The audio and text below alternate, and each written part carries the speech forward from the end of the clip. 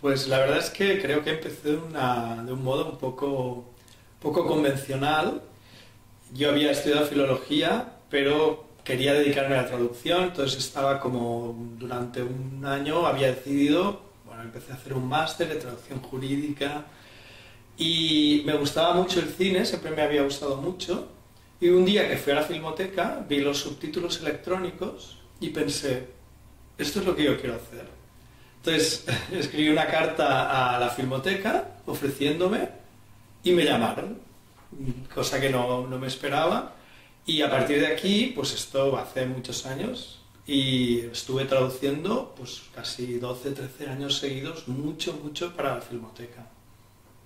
Y así fue como empecé. Y a partir de aquí, pues también fui a otras empresas, pero la verdad es que básicamente he trabajado sobre todo para esta empresa que se encargaba de hacer la Filmoteca, festivales, teatro también, sobre títulos.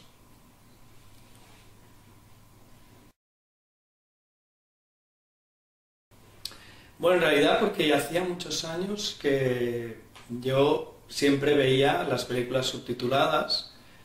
Pienso que es un modo de acercarse mucho más al original, no solo, por supuesto, con la lengua, sino también pues la actuación de los actores.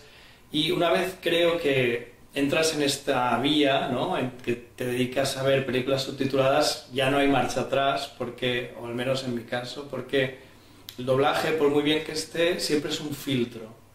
Y llega un momento que para mí ver una película doblada significa un poco como este filtro que no me permite acceder del todo a la película. Incluso si es una película en un idioma que no conozco para nada, me resulta difícil creérmela. Entonces prefiero siempre mucho más tener la versión original y por supuesto con los subtítulos para poderla seguir.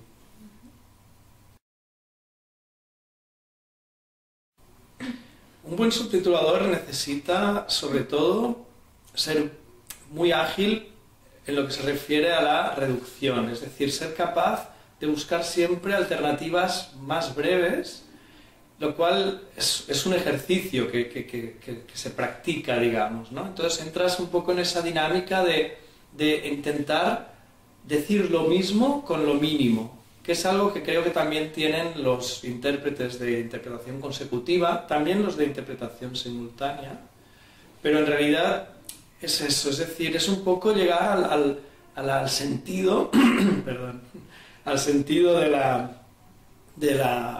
lo que se está diciendo y buscar el modo más ágil y luego, por supuesto, ser capaz de hacer un pautado bien hecho, que es algo que también influye mucho luego en la reducción, ¿no? Pero creo que eso es lo más importante, saber decir lo mismo con lo mínimo.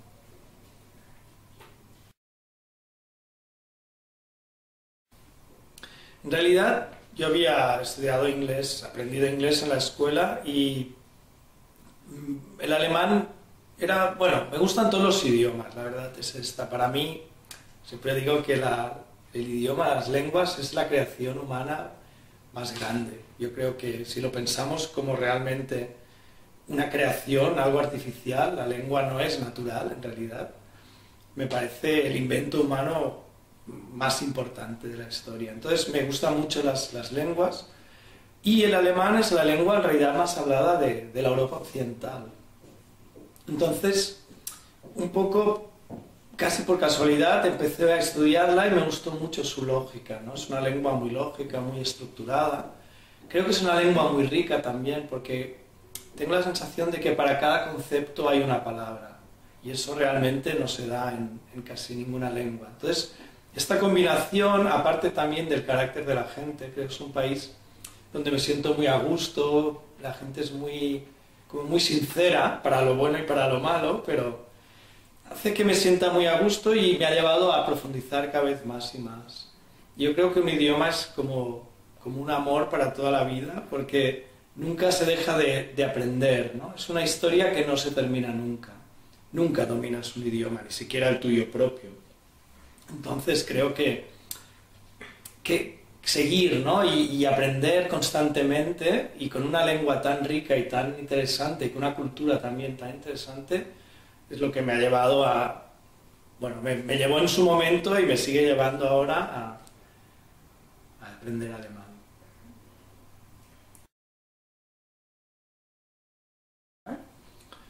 La traducción audiovisual en alemán no es tan importante, por supuesto, como la de inglés, pero sí que es verdad que hay un momento en Europa, yo diría que hacia los años 90, en el que las producciones propias pasan a ser mucho más importantes.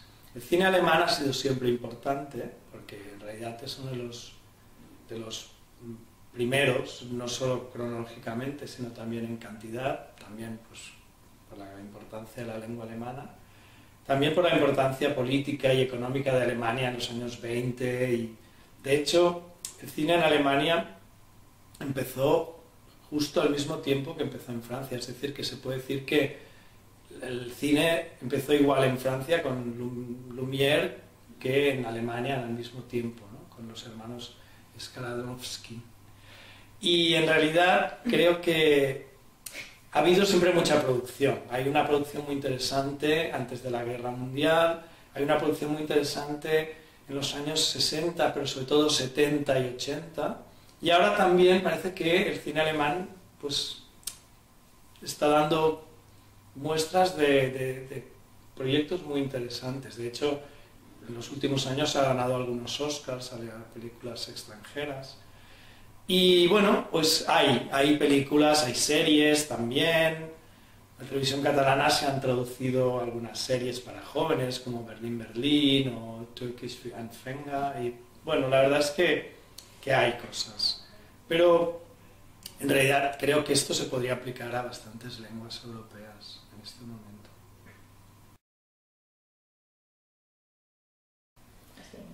Bueno, en realidad yo creo que aquí hay que hacer una diferencia porque el teatro se puede traducir, por supuesto, a partir de un texto escrito y a partir de ese texto escrito traducido original se monta la escenografía y la representación. Entonces, esto es una vía. La otra sería traducir una obra de teatro ya montada y a través de los sobretítulos presentar la traducción. Perdona, pero bueno, montar la traducción. Entonces, claro, el segundo método sí que realmente es como una traducción audiovisual, como traducir una película, sería un poco lo mismo. Es decir, a partir de un montaje audio y visual se hace una traducción audiovisual que es los sobretítulos en este caso. En el caso de la traducción escrita, digamos, a partir del texto escrito, sí que es verdad que la representación final es audiovisual, pero, claro, yo creo que la gracia es que aquí el montaje audiovisual se hace a posteriori, con lo cual es mucho más fácil hacer cambios, adaptaciones, etc. Cuando tienes una película estos cambios no se pueden hacer porque tienes ya la película montada, entonces... Bueno, como mucho se pueden cortar escenas, como se hace con la censura o así, o a veces una película muy larga que luego se hace en una versión más corta, pero realmente son dos puntos, digamos, opuestos, ¿no? Uno es a partir del montaje ya hecho o del resultado ya hecho, el producto, hacer la traducción, el otro es hacer la traducción y a partir de aquí proceder al montaje, ¿no? A la representación. Bueno, a ver, doblar una obra de teatro es difícil. Yo lo que sí que he visto a veces es una representación teatral traducida con interpretación simultánea. Si es una obra grabada, una obra de teatro grabada, entonces, por ejemplo, una película basada en una obra de teatro, sí se puede doblar o se puede subtitular. Cuando se trata de una representación teatral en directo, hoy en día lo más habitual, creo yo, es la sobretitulación.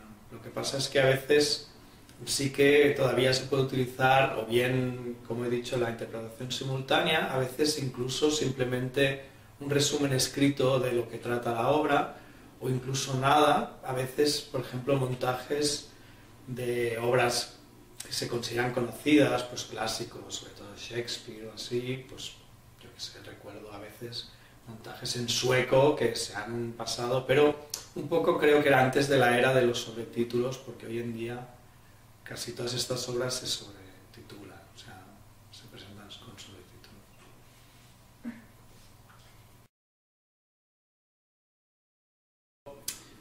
En realidad pienso que sí, que se puede, pero es algo a lo que yo le tengo mucho respeto. Yo creo que traducir ya es suficientemente difícil, incluso a tu propia lengua, como para que si lo haces a una lengua que no es la tuya, por mucho que tu conocimiento pasivo pueda ser muy grande, siempre te faltan elementos, creo yo, para reproducir realmente con una gran riqueza todo lo que se dice en el original. Entonces, a mí al menos me parece muy, muy difícil, pero también pienso que como todo es una cuestión de práctica, al final es verdad que el lenguaje audiovisual, si se puede hablar de un lenguaje audiovisual, es bastante repetitivo, es decir, a veces pues hay estructuras muy reconocibles, acostumbra a ser muy coloquial, en general, claro, depende también del tipo de obra y de película, ¿no? Pero para mí es verdad que traducir a una lengua que no es la tuya me parece realmente todavía mucho más difícil de lo que ya es traducir a tu propia lengua.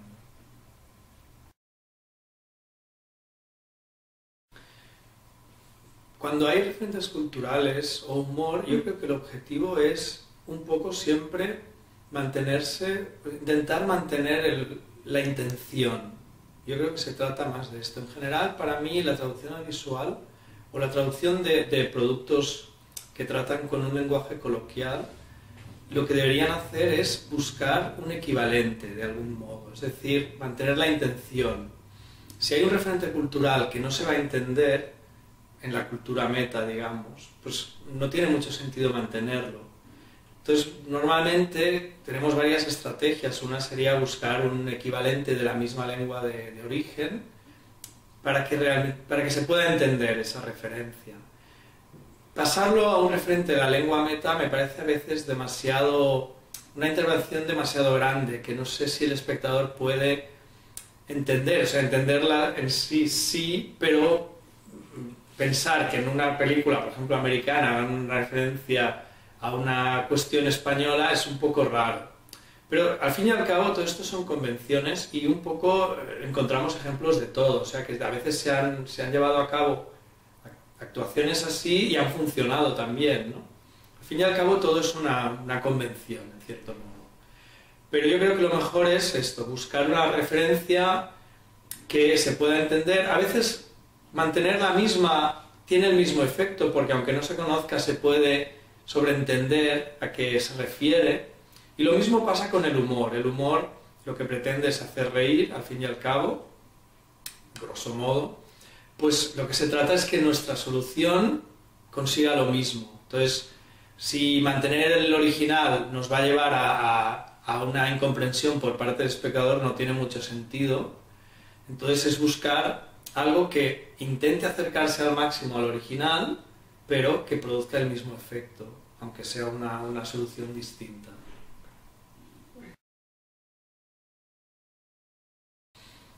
La subtitulación de canciones para mí es un tema muy interesante, porque en realidad es muy habitual, como en casi todas las películas aparecen siempre canciones, tenemos musicales, tenemos óperas que se subtitulan, o sea que es un tema que creo que es muy interesante. Sobre el hecho de rimar o no rimar, yo creo que el esfuerzo que implica rimar en unos subtítulos que no se van a cantar en voz alta es demasiado grande para conseguir un resultado que a veces nos alejará del original, cuando realmente en subtitulación parece que lo más importante es mantener el sentido. Y además, como el original se mantiene, la pista, la banda sonora original se mantiene, creo que realmente no vale la pena. Es un esfuerzo que no vale la pena. Entonces yo no soy partidario de rimar. Si tenemos ya una versión rimada, se puede utilizar, y esto nos llevaría a la cuestión de si se puede alargar más o no. El subtítulo puede durar más. De hecho, hay quien dice que en la regla de los 6 segundos, el subtítulo para canciones podría llegar a durar 7. Bueno, es verdad que las canciones normalmente se caracterizan por tener un ritmo más lento que una dicción, que un discurso hablado. Entonces sí, podría ser que pudiéramos mantener un poco más, aunque yo realmente creo que si seguimos la regla de los 6 segundos también podemos reproducir lo mismo que se dice, pues si es muy lento haremos 2 subtítulos en vez de uno, pero más de 7 segundos realmente yo no utilizo.